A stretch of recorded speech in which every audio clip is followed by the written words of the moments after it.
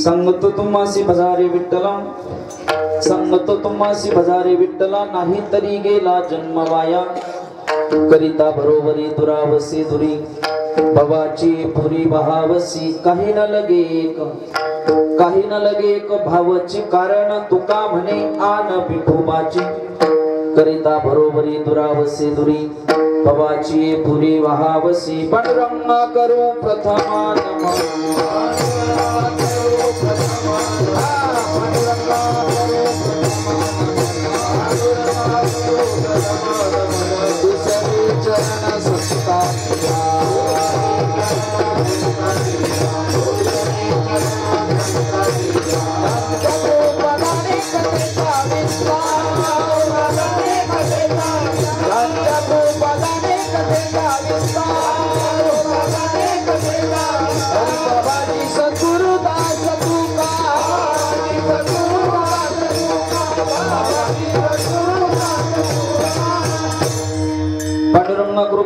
दुसरे चरण संतांची. त्यांच्या कृपादानी कथेचा विस्तार. बाबाजी सद्गुरुदास तुका मनोजव मारुत तुल्य वेगम, जितेंद्रियं बुद्धिमतां वरिष्ठं, वातात्मजं वानरयुतमुख्यं, श्रीरामदूतं शरणं प्रपद्ये. जयांची केली स्मरण, होय सकळ विद्येंचे अधिकरण. तेची वंदू श्री चरण श्री गुरूंचे. ते नमस्कारोनी आता ओम नमो ज्ञानेश्वरा, ओम नमो ज्ञानेश्वरा. करुणा करा दयाळा, तुमचा अनुग्रह लाधलो पावन झालो चराचरी. सरस्वती माती द्यावी मज श्रुती, येतो का कुलती तुझ लागी. आपुल्या बाळासी धरी आता हाती, न करी फजिती जनामध्ये. राधा मेरी स्वामिनी, मै राधे गोदास.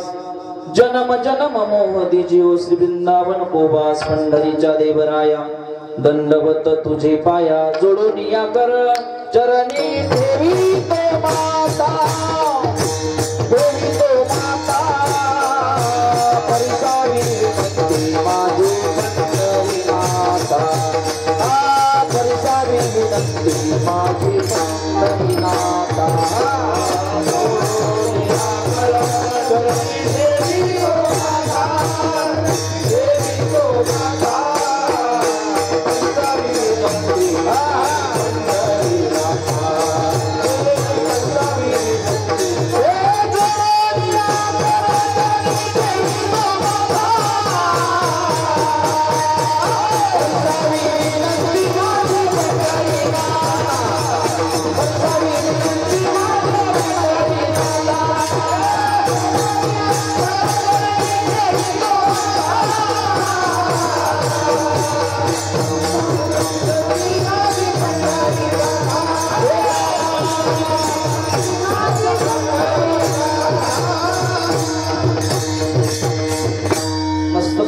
पायावरी वार करी संतांच्या. सांगतो तुम्हासी थोडा विको कमी करा, सांगतो तुम्हासी भजारे विठ्ठला, सांगतो तुम्हासी थोडा विको कमी करा. सांगतो तुम्हासी भजारे विठ्ठला, नाही तरी गेला जन्म वाया.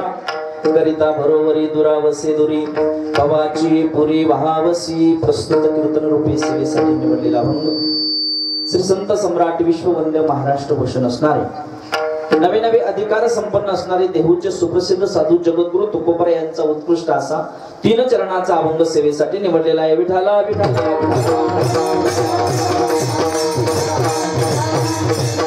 असो, चिंतनाला सुरुवात करण्यापूर्वी थोडासा बेस कमी करायचा, थोडा आवाज द्या, थोडा बेस कमी करा आणि आवाज द्या.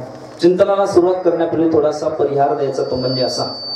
सालाबादाप्रमाणे गेल्या अनेक वर्षापासून चालू असलेला श्री संत गजानन महाराज प्रगट दिन उत्सव आणि वर्ष 24 म्हणजे पुढच्या वर्षी आपलं अमृत आहे, रौप्य महोत्सव आहे, बरोबर आहे. या वर्षी 2 तप त्या ठिकाणी पूर्ण होत आहे आणि पुढच्या वर्षी त्या ठिकाणी रौप्य महोत्सव आहे. गेल्या 24 वर्षापासून 23 वर्षापासून महाराष्ट्रातील सुप्रसिद्ध कीर्तनकाराची कीर्तन तुम्ही श्रवण केली आणि या वर्षी 24व्या वर्षाचं दुसऱ्या दिवसाची कीर्तन रूपी सेवा माझ्यासारख्या पामराकडे आहे, बरोबर आहे ना महिला मंडळी? काही लाडक्या बहिणी, मलाही माहिती पहिला दिवस माझ्या काही गोळ्या संपल्या नाही आहे का, पण बघितलं सुरुवातच कसं काय आहे का नाही. पहिल्या दिवसाची कीर्तन रूपी सेवा माझ्यासारख्या पामराकडे आली ज्यांच्यामुळे खरं तर या ठिकाणी येण्याचा योग आला, तुमच्यासारख्या सगळ्या कष्टकरी मायबापांचं दर्शन झालं, ज्यांच्या बोटाला धरून आम्ही साऊंडचा आवाज द्या, मागचा आवाज कमी करा, साऊंडचा आवाज द्या, साऊंडचा. घरी जे लोक झोपले त्याला आवाज नाही घालायचा आपल्याला, इथं जे ऐकायला आले त्यांना आवाज द्या. विठाला विठाला. ज्यांच्यामुळे तुमच्यासारख्या कष्टकरी मायबापांचं दर्शन झालं, ज्यांच्या हाताला धरून आम्ही पारमार्थिक कार्य शिकलो, नवे नवे मृदंग व सेवा करत असताना कितीतरी कीर्तन त्यांचे वाजवले, असे गुरुस्थानी निकम गुरुजी यांनी फोन केला. तसेच आमचे देवीदास बाबा विनेकरी यांनी फोन केला आणि त्यांच्यामुळे तुमच्यासारख्या कष्टकरी मायबापांचं मला दर्शन झालं. या ठिकाणी सेवा करण्याची संधी म्हणजे सेवा करण्याचं त्या ठिकाणी प्राप्त झालं. सगळीच महाराज मंडळी या ठिकाणी कीर्तनासाठी उपस्थित आहे. एकदा दोन्ही मृदंगाचार्यांसाठी टाळी वाजवा. गोड माणसं त्यांनाही धन्यवाद देतो. सगळेच गायक, सगळेच टाळकरी आहे का नाही. संस्थेचे विद्यार्थी अतिशय सुंदर, दोन्ही अतिशय नुसते सुंदर नाही तर देखणे चोपदार आहे का नाही. दोन्ही चोपदार, वा गालातल्या गालात हसते ते देखणे माझ्यावर आहे. निकम गुरुजी दोन्ही चोपदार, सुंदर आहे, दिसायलाही सुंदर आहे का नाही. खूपच आवडले मला निकम गुरुजी. मला जर एवढे आवडले म्हटल्यानंतर त्यांच्या माथारी किती आवडत असा आहे का नाही. दोन्ही चोपदार या ठिकाणी उपस्थित आहे. अन्नदाते जे महाराष्ट्रभर आपल्या कीर्तनाची सेवा या ठिकाणी पोहोचत आहे आणि एक वारकरी ज्यांचं जीवन आहे, आमचे हृदयस्थ पितृतुल्य असणारे आमचे चाटे भाऊ सुद्धा या ठिकाणी उपस्थित आहे. पिंपरी आंधळी आदी करून सगळी परिसरातील मंडळी या ठिकाणी कीर्तन श्रवण करण्यासाठी आलेली आहे. पहिला दिवस आहे, आपले 8 ते 10 कीर्तनाचा वेळ होता. बरोबर आहे की नाही. बोला बोला माझ्या समोर असे मल्लेर सारखे बसून. इथं 8 ते 10 कीर्तनाचा वेळ होता, पण पहिला दिवस म्हटल्यानंतर सुरुवात करायला प्रारंभ होतो. 8:30 ते 10:30 आपण सेवा त्या ठिकाणी करणार आहे. सगळे ज्येष्ठ श्रेष्ठ माझ्या आजोबाच्या वयाच्या गुरु समान असणारे सगळे टाळकरी, त्यांच्या चरणी विनम्र माता ठेवतो. दोन्ही विनेकरी असेल, इकडं गायन असेल, सुंदर अशी साऊंड सिस्टीम, सगळ्यांच्या चरणी विनम्र माथा ठेवतो. पहिला दिवस आहे म्हणून वेळ कमी असल्यामुळं अतिशय छोटासा 3 चरणाचा मानवी जीवाला उपदेश करणारा अभंग सेवेसाठी निवडलेला आहे. विठाला विठाला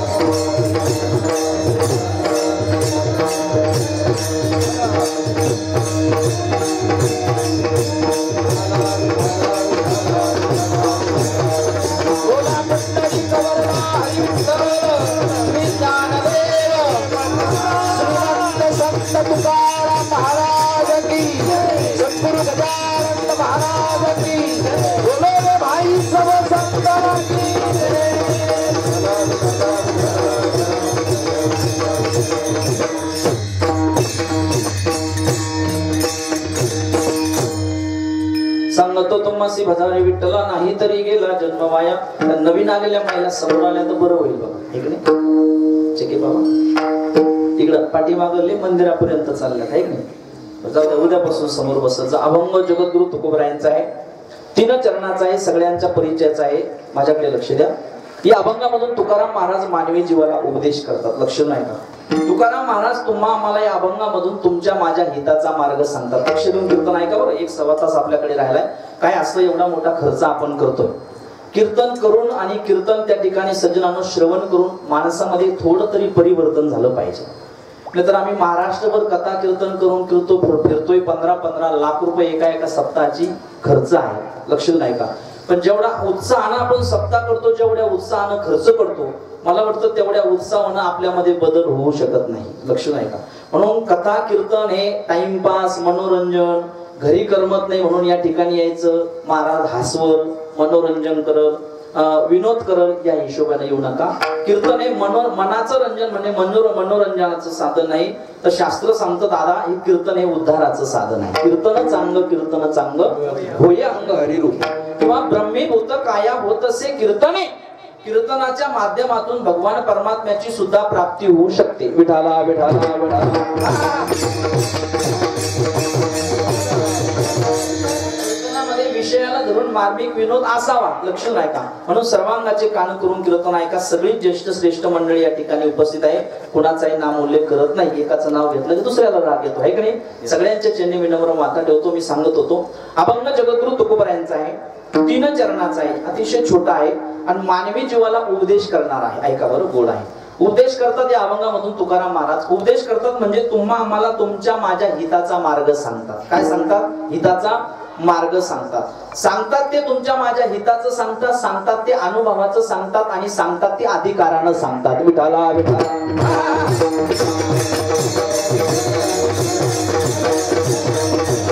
जगाच्या पाठीवर फिरत असताना, गावामध्ये वावरत असताना, जीवन जगत असताना हिताचा मार्ग साधू संत आणि आई वडील जर सोडले तर जगाच्या पाठीवर कोणी सांगू शकत नाही. कलियुगामध्ये सक्का भाऊ सख्या भावाला हिताचा मार्ग सांगल का हे सांगता येणार नाही. भावकीतला मनुष्य सुद्धा भावकीतल्या माणसाला चांगला मार्ग सांगल, हिताचा मार्ग सांगल हे सांगता येणार नाही. पाहुणे रावणे हिताचा मार्ग, गावातली मंडळी हिताचा मार्ग सांगल असं सांगता येणार नाही.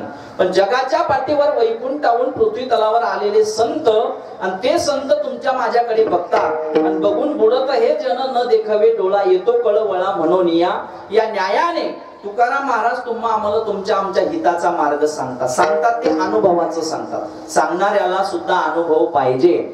महाराज म्हणतात साधू संतांनी इतर लोकांना जो उपदेश केलाय तो अगोदर त्यांचा अनुभव घेतलाय. अनुभव आले अंगा, बोला बोला, ते या जगा देत असे किंवा सांगत असे किंवा हागे माझा अनुभव भक्तिभाव भाग्याचा. अजून सांगू तुका म्हणे चाकोनी सांगे मज अनुभव आहे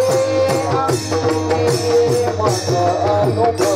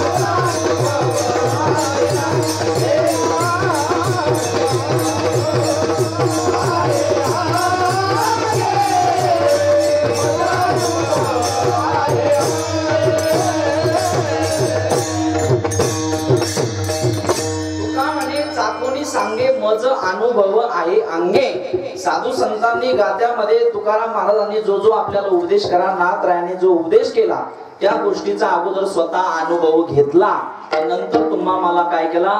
उपदेश केला. म्हणून समाजामध्ये काहीतरी परिवर्तन बदल झाला.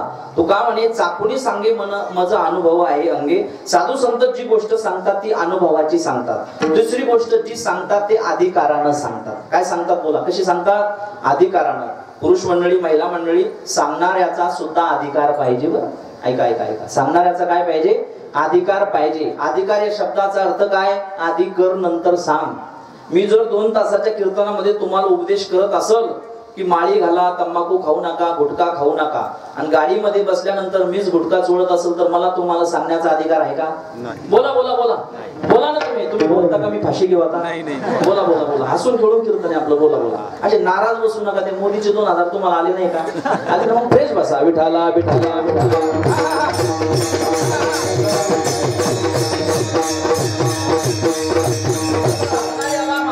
अनुभव पाहिजे आणि जी गोष्ट समाजाला सांगण्याचा अधिकार पाहिजे. अधिकार म्हणजे अधिकार नंतर सांग. आपण सहज दुसऱ्याला उपदेश करतो, पण ज्या गोष्टी दुसऱ्याला सांगायच्या, ज्या गोष्टी दुसऱ्याला उपदेश करायचा ती अगोदर अनुभवात आणलेली नसती, आचरणातही आणलेली नसती, सांगण्याचा आपला अधिकार सुद्धा नसतो. मंदिरासमोरून एक जण आला आणि आल्यानंतर फुल दारू पिलेला होता आणि हा त्याला दुसरा माणूस त्याला उपदेश करतो, अरे बाळू दारू पिणं वाईट आहे, दारू पिऊ नको. पण कोण कुणाला उपदेश करतो? ज्याला अगोदर जास्ती चढलेली तो दुसऱ्याला सांगतो.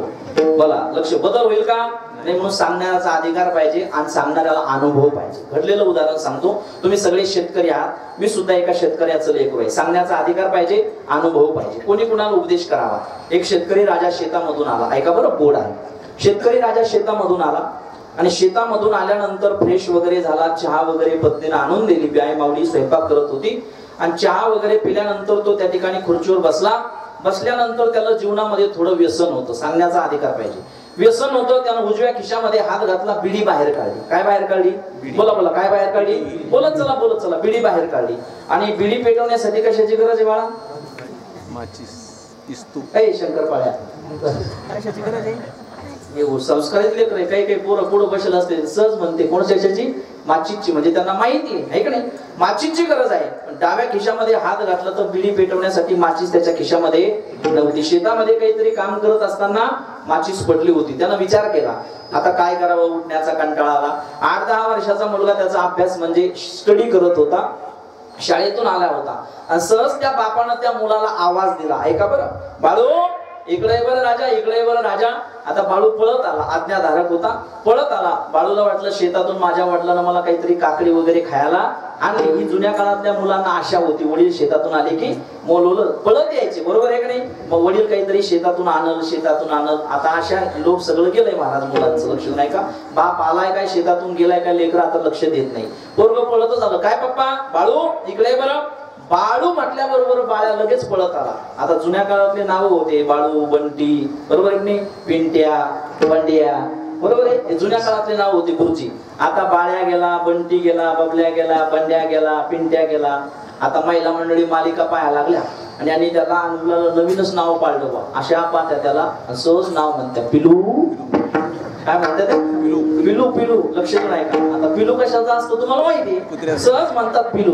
बरं जाऊ द्या, नाजूक असतं महाराज, लहान आहे ते. पिलू म्हटलं तर काही वावगं ठरणार नाही. पण एवढा बदल झालाय महाराष्ट्रामध्ये, एवढं पुढे गेला महाराष्ट्र. नवीन मुलींची सोयरिकी झाल्यानंतर नवीन मुली होणाऱ्या पतीला सुद्धा मेसेज करायला लागल्यात, पिलू जेवला का?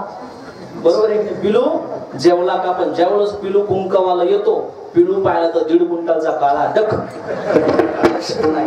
पिलू कुणाला म्हणावं? विठाला.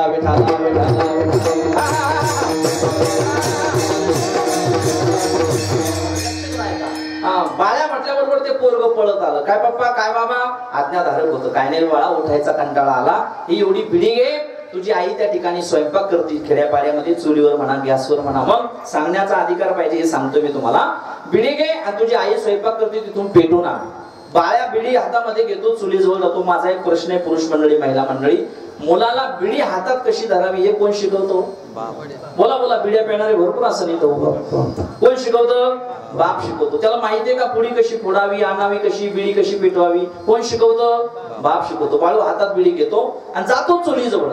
बिडी पेटवतो, गॅसवर बिडी पेटवतो आणि बिडी पेटवल्यानंतर थोडं धुकन पिढीतून निघाल्यानंतर त्याला वाटलं बिडी पेटली. बाळू 2-3 सेकंदामध्ये, 5 सेकंदामध्ये पळत जातो, बापाच्या हातामध्ये बिडी देऊन टाकतो. पण काही सेकंदामध्ये बिडी पेटवल्यानंतर बिडी मात्र विझून जाते. कारण बिडी अशी वस्तू आहे, वळल्याशिवाय पेटत नाही. तर माझ्यावर संशय घ्या, पिस्तुल्या तुला कसं काय माहिती? आपण दुसऱ्याचं पाहतो ना, आहे की नाही? वळल्याशिवाय पेटत नाही. पण बापाच्या हातामध्ये बिडी देईपर्यंत बिडी विझून जाते. ऐका, बिडी विझून जाते. ते व्यसन आहे महाराज. बिडी विझल्यानंतर बापाला राग येतो. पहिलाच वेळ झालेला. बाप रागाच्या भानात त्या मुलाला नको ते बोलतो, बाळ्या अरे त्या ठिकाणी बिडी सुद्धा पेटवतात नाही. काय समाजामध्ये वावरशील? त्या ठिकाणी काय मत फोडशील? काय राजकारण करशील? मूर्खा, नालायका, गाढवाच्या. शहरातले लोक थोडं लक्ष देऊन घेत नाही का? गाढवाच्या म्हटल्यानंतर बाप कोण झाला? गाढव. सहज बोलतात लोक महाराजा. बिडी सुद्धा पेटवता येत नाही. आता त्या पोराला ते बोलणं लागलं. पोरग म्हणे 10 वर्षापासून शाळेमध्ये जातो, अजून शिक्षकाचं बोलणं खाल्लं नाही. माझे पप्पा मला बोलले, माझे बाबा मला बोलले, आणा ती बिडी. बाळून हातातली बिडी घेतली आणि सांगितलं आता पेटून आणतो. ऐका. बाळू राग बिडी पेटवायला गेला. बिडी पेटवली. त्या ठिकाणी बाळून त्या दिवशी बिडी पेटवली तर आज वीज दिली नाही. ऐका ना तुम्ही, बिडी पेटवली. ऐका आणि मधल्या घरामध्ये आल्यानंतर बिडी विजायला लागली. त्याला माहिती बिडी विजली की बाबा बोलतात. बिडी विजायला लागली की त्यानं सुरका वडायचा. बिडी ओढायला लागली की सुरका वडायचा. 3 सुरके वडे, 4थ्या सुरक्याला बापाच्या तोंडावर धोपण मारलं. बापाच्या हातामध्ये राहिलेली बिडी दिली आणि मग बापाला कळालं. आता माझ्या मुद्द्याशी लक्षात नाही का? मग बापाला कळालं बाळून बिडी ओढली. आता बाप मुलाला उपदेश करतोय, बाळ्या अरे बिडी ओढू नको, बिडी पिणं वाईट आहे, बिडीनं अन्ननलिका श्वास नलिका हृदयाचा त्रास होतोय, बिडी पिणं वाईट आहे, बिडी पिणं चुकीचं आहे. मग बाळू बापाला म्हणतो बाबा तुमचं वय 70-65 वर्षाचं झालं, 40 वर्षाचं 50 वर्षाचं झालं, तुमची बिडी मागच्या दोऱ्याला जाऊन चिटकली तरी सुद्धा तुम्ही बिडी सोडली नाही. बाळू बापाला म्हणतो बाबा तुम्ही मला उपदेश करता, तुम्ही मला सांगता बिडी पिऊ नको म्हणून, मला सांगा त्या बापाला त्या मुलाला सांगण्याचा अधिकार आहे का? बोला. मुला देखत जर बाप बिडी ओढत असेल तर बापाला मुलाला सांगण्याचा अधिकार आहे तो निर्व्यसनी राहा म्हणून? नाही. पण अधिकार नाही का? आहे. कोण्या वेळेस? ज्या वेळेस बाप स्वतःच्या जीवनातलं व्यसन नावाची गोष्ट टाकून देईल त्याच वेळेस बापाला मुलाला सांगण्याचा अधिकार आहे. म्हणजे सांगण्याचा सुद्धा काय पाहिजे? अधिकार पाहिजे. विठाला विठाला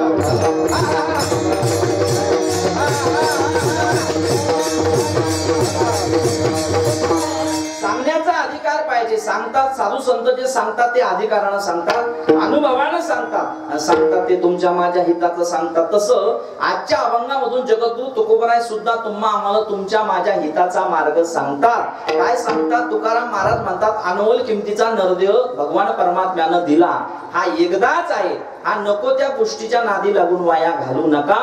तुम्हाला जर तुमच्या जीवनाचं सोनं करायचं असेल तर तुकाराम महाराज तुम्हा आम्हाला तुमच्या माझ्या हिताचा मार्ग सांगतात. बाबांनो तुम्ही त्या विठ्ठल आलो भजा, आणि विठ्ठल आलो भजले नाही तर तुमचा जन्म वायाला जाईल. अभंगाचं पहिलं चरण. करता भरवा सांगतो तुम्हाशी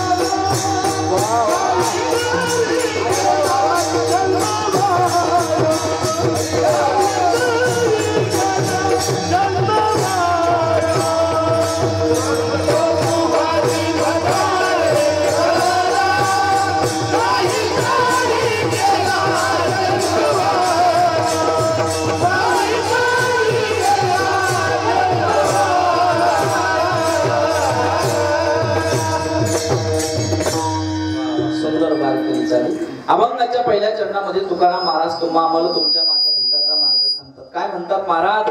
महाराज म्हणतात सांगतो तुम्हासी भजारे विठ्ठला. माझ्याकडे लक्ष द्या. सांगतो तुम्हासी भजारे विठ्ठला.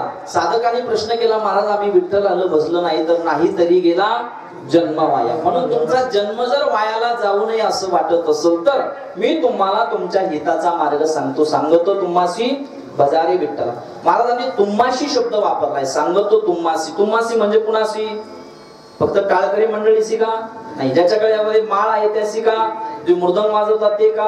ते देवाचं दर्शन घेतात तेच का? नाही. सगळ्यांना ज्याला ज्याला आपलं हित करून घ्यायचं, जन्माला आल्याचं सार्थ करायचं, सोनं करायचं, नवे नवे ज्याला देवच व्हायचं, संत व्हायचं, त्या सगळ्यांना तुकाराम महाराज सांगतात तुम्ही विठ्ठल आलं बघा तुम्हाशी शब्द वापरला. तुम्हाशी म्हणजे सगळ्यांना सांगितलंय, कुण्या एकाला सांगितलं नाही, कारण शास्त्र सांगतं भगवान परमात्म्याचं नामस्मरण करण्याचा अधिकार सगळ्यांना आहे. बरोबर आहे की नाही? नटखट यावे शुद्ध होऊनी जावे आणि दौंडी पेटवावे तुका मेळा. यारे यारे लहान थोर याती भलती नारी नर. करावा विचार न लगे चिंता कोणाची, किंवा सकळ अशी येते आहे अधिकार आणि कलियुगी उद्धार हरीच्या नामे. म्हणजे तुम्हाशी शब्द वापरला म्हणजे सगळ्यांना सांगतात. वारकरी संप्रदायामध्ये बंधन नाही. लक्षात नाही का? नाही जातीपातील थारा तुका म्हणे नाही जाती सवे काम आणि ज्याचे मुखी नाम तोची धन्य. सगळ्यांना नामस्मरण करण्याचा, देवाचं चिंतन करण्याचा अधिकार आहे. बघा असं आहे, परमार्थ करण्याचा सगळ्यांना अधिकार आहे. परमार्थामध्ये बंधन नाही, संसारामध्ये थोडं बंधन आहे. काय आहे संसारामध्ये? बंधन आहे, थोडं बंधन आहे. परमार्थामध्ये बंधन नाही. आता या बाळानं ठरवलं, बाळा तुझं नाव काय? समर्थ. तुझं नाव काय बाळा? भाविक. वा, भाविक आणि समर्थ यांच्यासाठी टाळी वाजवायची. दोघं भाऊ आहे. वा वा, धन्य माता पिता तयाची. लक्षात नाही का? या मुलांनी ठरवलं परमार्थामध्ये बंधन नाही, मला पटवून द्यायचंय. या लहान मुलांनी समर्थ आणि भाविकनं ठरवलं मला टाळ घेऊन उभं राहायचं. कोणी अडवलं का त्यांना? बोला बोला, बंधन आहे का? कोणी नाही म्हणू शकतं का? नाही. त्यांच्या वयापासून तर मरायला आलेल्या म्हाताऱ्यापर्यंत मनुष्य परमार्थ करू शकतो. टाळ घेऊन नाचू शकतो, फुगडी खेळू शकतो, वारीमध्ये जाऊ शकतो. हे थोडे मोठाले यांच्यापेक्षा लहान मुलं सुद्धा टाळ घेऊन उभं राहू शकतात. म्हणजे परमार्थामध्ये कोणाला बंधन नाही. गळ्यामध्ये माळ असो नसो तुम्ही रामकृष्ण हरी म्हणू शकता, कीर्तनामध्ये उभं राहू शकता, भगवान परमात्म्याची वारी करू शकता. म्हणजे सगळ्यांना परमार्थामध्ये काय आहे? अधिकार आहे. बंधन आहे का? नाही. जाऊ द्या यांचं. चोपदार बाबा तुमचं गाव कोणतं? उंबरखेड. त्यांनी ठरवलं मला उद्या उभं राहायचं टाळ घेऊन किंवा चोपदार की करत नाही का ते? बघा बघा, आहे का नाही? बंधन आहे का? कोणी अडवतंय का? नाही म्हणा. त्यांनी ठरवलं टाळ घेऊन उभं राहायचं, फुगडी खेळायची, पावली खेळायची, तर ते सुद्धा घेऊ शकतात. माझ्याकडे लक्ष द्या, करू शकतात. माझ्याकडे लक्ष द्या. म्हणजे समर्थ पासून, भाविकच्या वयापासून तर बाबाच्या वयापर्यंत, त्यांच्यापेक्षा जास्त वयापर्यंत आपण परमार्थ करू शकतो. बंधन आहे का? बोला बोला, बंधन आहे का? नाही. आता संसारामध्ये बंधन आहे का नाही? थोडं बंधन आहे. आता समर्थानं भाविकनं ठरवलं मला उद्या लग्न करायचं. जमल का समर्थ? तू ठरवलं मला एखादी छकुली आणायची, जमल का? ते आलं मूड मध्ये हसायला लागलं लग्न म्हटल्यावर. काय करावं? काय करतो पोराला, पण लग्न म्हणल्यावर भुजबुल्या सुद्धा द्यावं नाही का? हा, जमल का? सांगा, जमल का? नाही. बंधन आहे का नाही? आहे. संसारामध्ये बंधन आहे. जाऊ द्या, लहान लहान मुले, त्यांना काही समजत नाही. उद्या चोपदार बाबांनी ठरवलं समजा मला दुसरं लग्न, हसायला लागले. पहिलीच म्हातारी महिन्यातून एकदा सप्त्याला येऊ देती. हा बघा, जमल का? जमल का? बोला बोला, जमल का? नाही. म्हणजे संसारामध्ये बंधन आहे, परमार्थामध्ये बंधन नाही. म्हणून सगळ्यांना तुकाराम महाराज तुमच्या माझ्या हिताचा मार्ग सांगतात. म्हणून शब्द वापरला, सांगतो तुम्हासी. मी सगळ्यांना सांगतो तुमच्या हिताचा मार्ग काय? सांगतो तुम्हासी भजारे विठ्ठला. तुम्ही विठ्ठल आलं भजा. विठ्ठल आलं भजण्यासाठी अनमोल किमतीचा नरदेव देवानं तुम्हाला आणि मला दिला. काही तुमच्या माझ्या साधकांनी, तुमच्या माझ्यासारख्या साधकांनी प्रश्न विचारला का हो तुकाराम महाराज, तुम्ही आम्हाला किती जरी सांगितलं विठ्ठल आलं भजा, विठ्ठल आलं भजा, देवाचं चिंतन करा, आणि आम्ही जर देवाचं चिंतन केलं नाही जन्माला येऊन, आम्ही जर विठ्ठल आलं भजलो नाही, तर महाराज म्हणतात चांगलं सांगण्याचं काम आमचं आहे. जर आम्ही चांगलं सांगून सुद्धा, तुमच्या हिताचा मार्ग सांगून सुद्धा जर तुम्ही ऐकलं नाही, तर नाही तरी गेला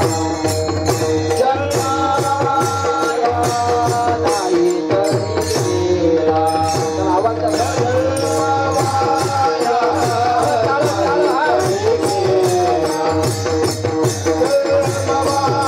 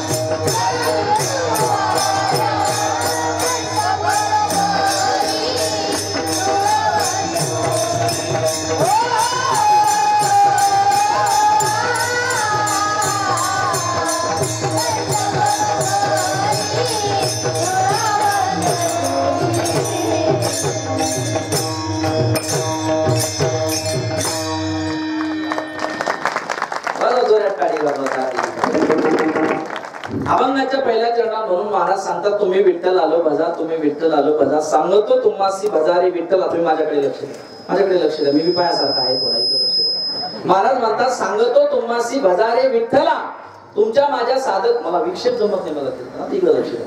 महाराज म्हणतात तुम्ही विठ्ठल आलो भजा, तुमच्या माझ्या साधका, तुमच्या माझ्यासारख्या साधकाने प्रश्न विचारला. महाराज तुम्ही किती जरी सांगितलं, टाहो फोडून आवाज देऊन अभंग लिहून जरी सांगितलं तुम्ही विठ्ठल आलो भजा, विठ्ठल आलो भजा, आणि आम्ही जर विठ्ठल आलो भजलो नाही तर महाराज म्हणतात नाही तरी गेला जन्म वाया. सांगतो तुम्हासी भजारी विठ्ठला, नाही तरी गेला जन्म वाया, तुमचा जन्म वायाला जाईल. लक्षात नाही का? माझा एक प्रश्न आहे, पुरुष मंडळी महिला मंडळी सगळ्यांना लक्षात नाही का? तुम्हाला आणि मला भगवान परमात्म्यानं जन्माला घातला, हा जन्म दिला, हा वायाला घालण्यासाठी आहे का? पहिला प्रश्न. बोला बोला दादा बोला. वायाला घालण्यासाठी आहे का? महिला मंडळी वायाला घालण्यासाठी आहे का? बरं आपण वायालाही घातला असता महिला मंडळी पुरुष मंडळी, पण वायाला घालण्यासाठी आणि परत मिळवण्यासाठी काय दुकानातली साखर आहे माय संपल्यानंतर परत भेटायला? हे काय गोड तेल आहे?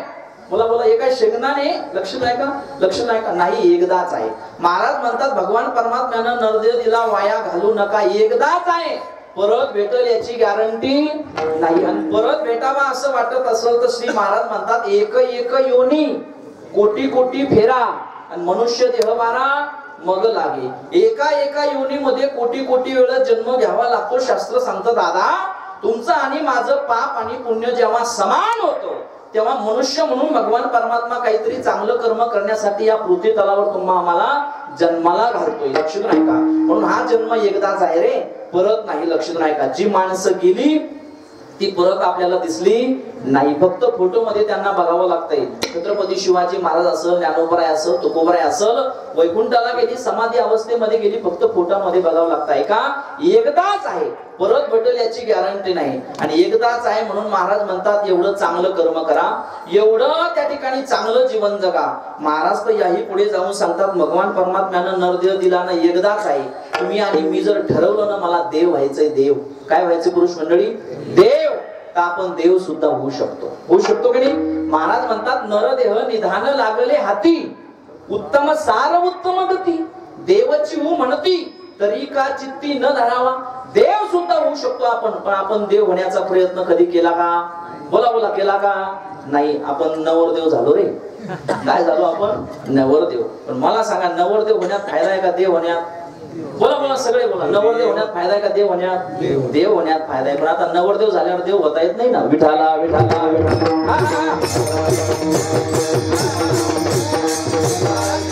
देव सुद्धा होता येत, पण आपण देव होऊ शकत नाही. फार पराकाष्ठा आहे. लक्षात नाही का? नका का देव होईना, देव होण्यासाठी हा नरदे आहे. नका का देव होईना, पण गजानन बाबा सारखं संत तरी माणसानं झालं पाहिजे. भगवान बाबा सारखं, आमच्या शंकर बाबा सारखं, ज्ञानोबराय तुकोबराय सारखं, गजानन बाबा सारखं, नाथ बाबा सारखं काय झालं पाहिजे?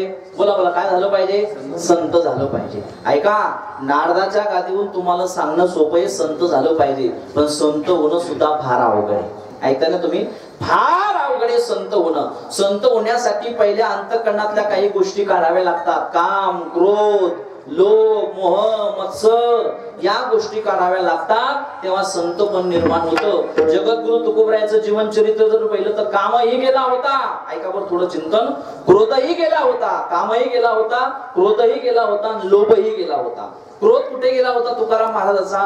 ज्या वेळेस मंबाजी बुवाच्या शेतामध्ये तुकोबरायाची म्हैस गेली होती म्हणे, त्यावेळेस मंबाजी बुवानं तुकाराम महाराजाला काट्याच्या काडी खाली मारलं. ऐकता ना तुम्ही? काट्याच्या काडी खाली मारलं. ज्या मंबाजी बुवानं तुकोबरायाला काट्याच्या काठी खाली मारलं, त्याच मंबाजी बुवाचे हातपाय चेपून देण्यासाठी श्री तुकाराम महाराज संध्याकाळच्या वेळेला जातात आणि मंबाजी बुवाला सांगतात, मंबाजी बुवा तुम्ही आज मंदिरामध्ये कीर्तनाला दिसले नाही हो, तुम्ही मला मारलंय, मारून मारून मारून मारून तुमचे हातपाय दुखत असेल मम्माजीबा, तुम्हाला मारायची सवय नाही ना, तुम्ही मला मारले, मारून मारून तुमचे हातपाय दुखत असेल, मी तुमचे हातपाय चेपून देऊ का? कोण म्हणतंय? ज्यांनी मार खाल्ला ते तुकाराम महाराज म्हणतात तुम्हाला मारायची सवय नाही. कसं काय माझ्या श्री तुकाराम महाराजांना दररोज मार खायची सवय होती का हो? नाही दादा. ज्या मम्माजीबानं मारलं त्याच मम्माजीबाचे हातपाय चेपून देण्यासाठी श्री तुकाराम महाराज जातात. इथं राग आला नाही, काय गेला? क्रोध गेला. काय गेला? क्रोध गेला. लोक कुठे गेला? लोक सांगतो भजन करा विठाला विठाला.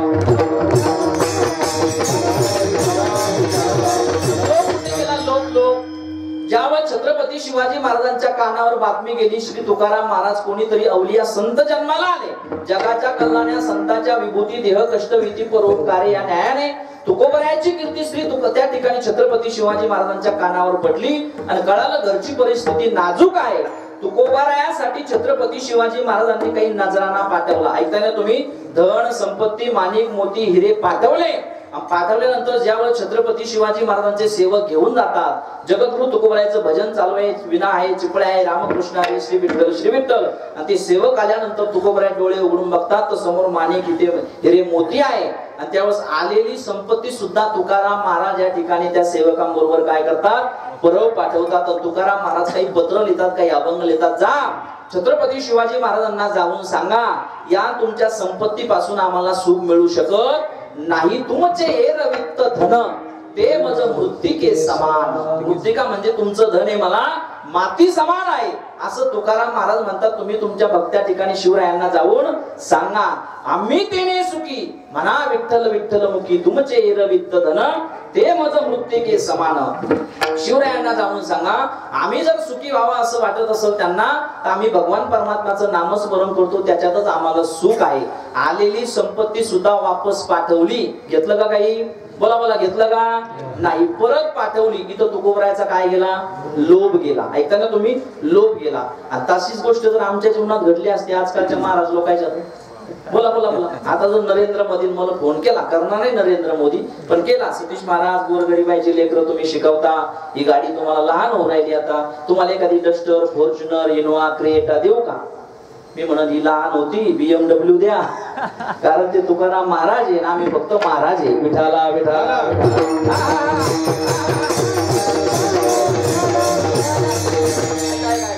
क्रोध गेला. मम्माजीबानं मारलं, त्यांचेच हातपाय चेपून देण्यासाठी गेले. लोभ गेला. छत्रपती शिवाजी महाराजांनी पाठवली संपत्ती परत केली तर लोभ गेला, क्रोध गेला, लोभ गेला. आता काम कुठे गेला? काम. ज्या वेळेस तुकाराम महाराजांची कीर्ती या जगामध्ये पसरू लागली, महाराष्ट्रामध्ये पसरू लागली, काही कोटी लोकांना तुकोबरायाचं नाव लौकिक होतं हे सहन झालं. बोला बोला, सहन झालं. हीच परिस्थिती लक्षात नाही का? गावातून एखादा वारकरी मोठा व्हायला लागला, एखादा महाराज किंवा एखादा शिक्षक, कोणत्याही क्षेत्रातला मनुष्य घ्या, लोकांना सहन होत, बोला बोला, सहन होत नाही. एखाद्याची गरीबाची जर प्रगती झाली ना, श्रीमंत माणसं सुद्धा त्याच्यावर जळतात महाराज. विठाला विठाला.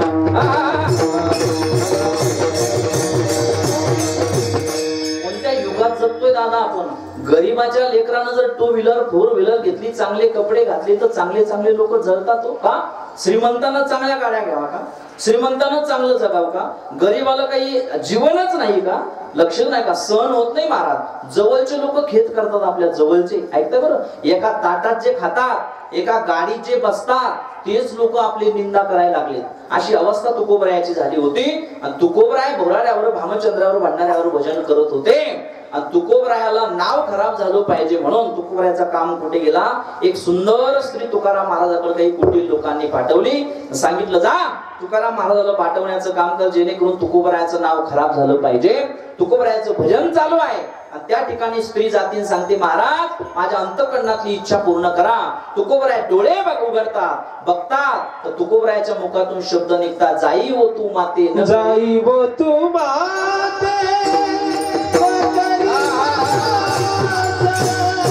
जाई वो तू माते, जाई वो तू माते, नगरी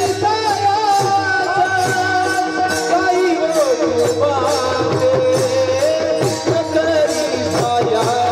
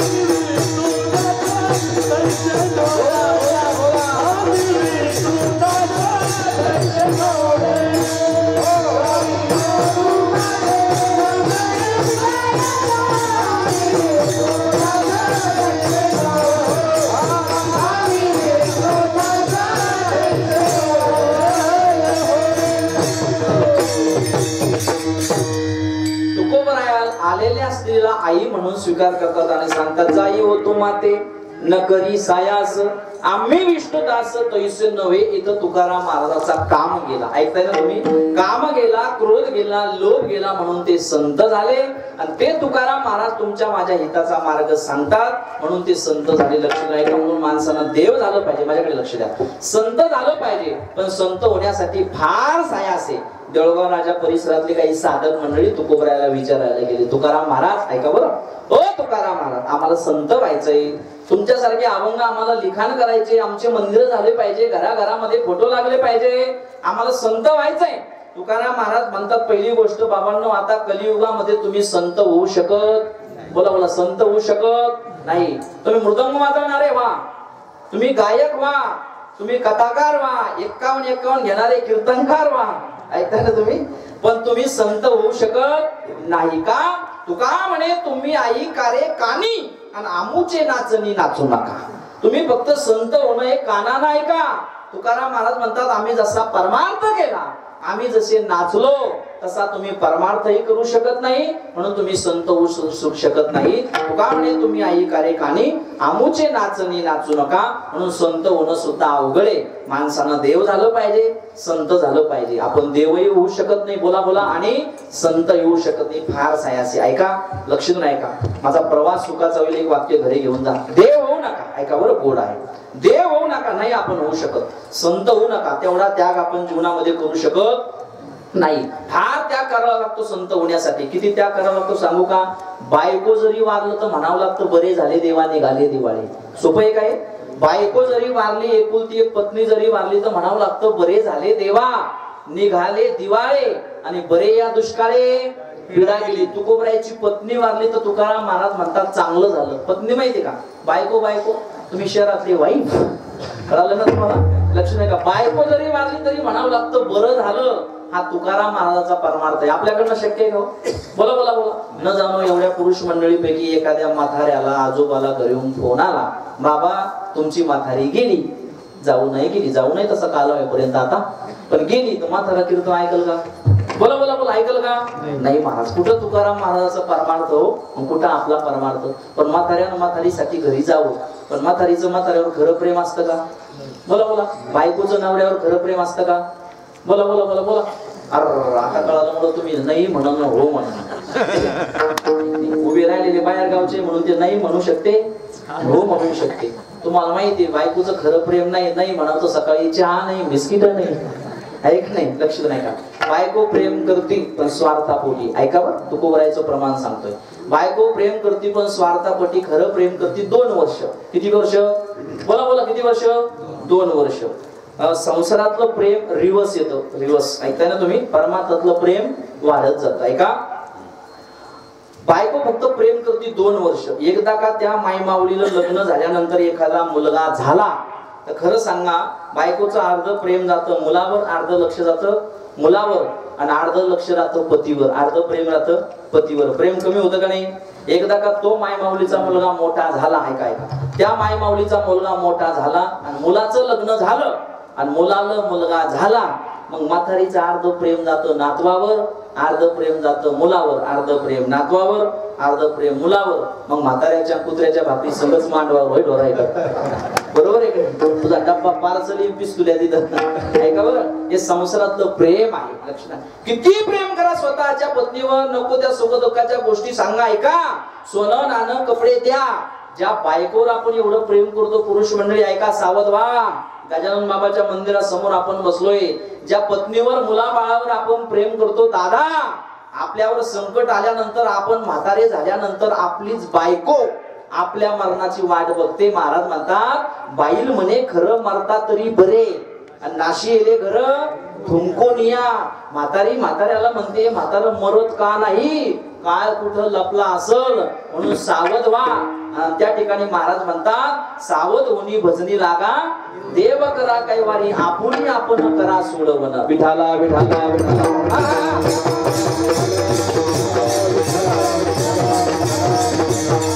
आपण संत होऊ शकत नाही. फार त्याग करावा लागतो. बायको वारली तरी म्हणावं लागतं बरे झाले देवा. देव होऊ शकत नाही संत होऊ शकत नाही. जाऊ द्या नका देव हो नका संत होऊ, पण आजच्या कीर्तनातलं एक वाक्य घरी घेऊन जा, चांगला माणूस झाल्याशिवाय तरी मरू नका.